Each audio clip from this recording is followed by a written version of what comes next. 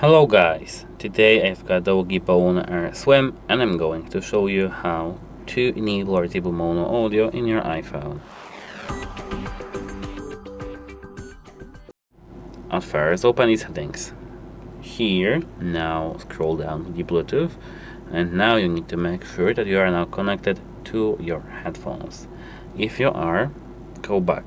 Scroll down to the accessibility, and here scroll down again to the hearing section. Tap audio and visual, and here we've got mono audio. Make the left and right speakers play the same content. If you tap it, it will be enabled. Oh yeah, now it works. Disable, enable, disable, enable. That's it. Bye.